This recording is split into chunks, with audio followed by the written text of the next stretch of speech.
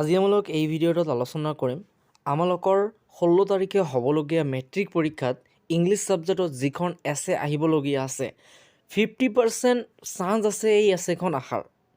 তো গতিকে ছাত্ৰ ছাত্ৰীসকল মই বেছি দেৰি নকৰি ভিডিঅ'টো আৰম্ভ কৰি আছোঁ। মই তোমালোকক ক'ম এছে কোনখন হয়। ঠিক আছে, এছেখন হ'ব লাগিছে কি সৰস্বতী পূজা।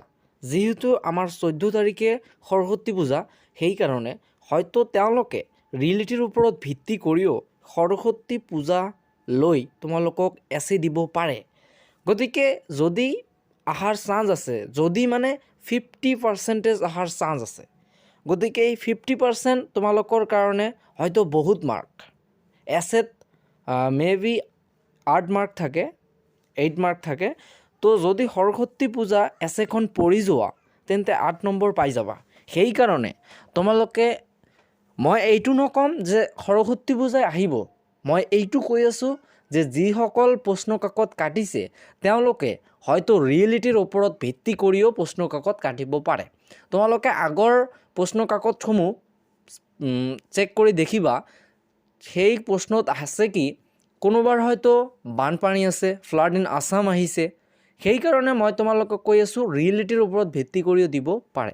গতিকে ৰিয়েলিটিৰ ওপৰত যদি ভিত্তি কৰি দিয়ে তো আমাৰ 14 তাৰিখে সৰস্বতী পূজা আছে, হয়তো সৰস্বতী পূজা দিব পাৰে।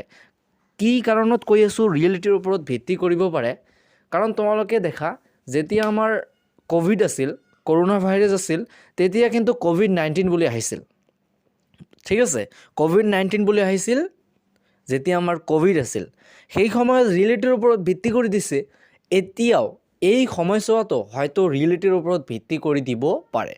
গতিকে ছাত্ৰ ছাত্ৰীসকল ইমান বেছি দেৰি নকৰি তোমালোকে সৰস্বতী পূজা এছেখন বাহিৰ কৰি সেইটো পঢ়া। সৰস্বতী পূজা তোমালোকৰ এক্সট্ৰা। ঠিক আছে, এইটো নাভাবিবা যে সৰস্বতী পূজা আহিব, মই সৰস্বতী পূজা এখন এছে পঢ়ি যাম মনোযোগ দি, এখন আহিব মই সেইখনে লিখিম। যদি তেনেকুৱা ভাৱ লৈ পৰীক্ষা দিবলৈ যোৱা তেন্তে 0ই পাবা। ঠিক আছে, এছেত একো মাৰ্ক নাপাবা, এছে লিখিবই নোৱাৰিবা। কাৰণ এখন এছে পঢ়ি গৈ মেট্ৰিক পৰীক্ষাত পোৱাটো সম্ভৱ নহয়।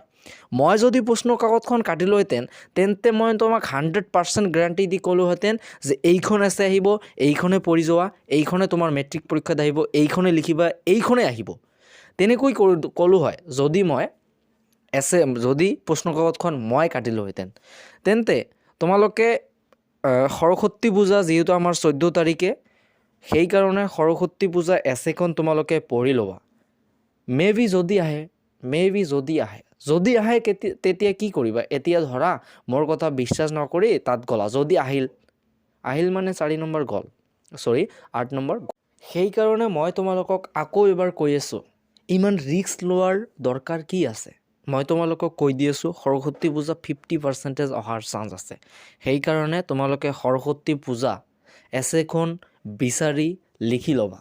আৰু যদি নোৱাৰা মোক কমেণ্ট কৰিবা, মই তোমালোকক দিবলৈ চেষ্টা কৰিম।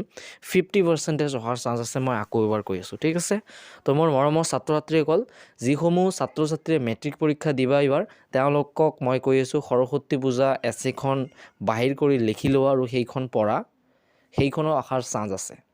মই আশা কৰোঁ সমূহ ছাত্ৰ ছাত্ৰীৰ মেট্ৰিক পৰীক্ষাটো যাতে ভালে হয়, তেওঁলোকৰ বিবেচনা কৰা মতে ৰেজাল্টটো যাতে হয়। ঠিক আছে, তো আজি আমালোক এই ভিডিঅ'টো ইয়াতে সমাপ্ত কৰিব বিচাৰিছোঁ। ধন্যবাদ।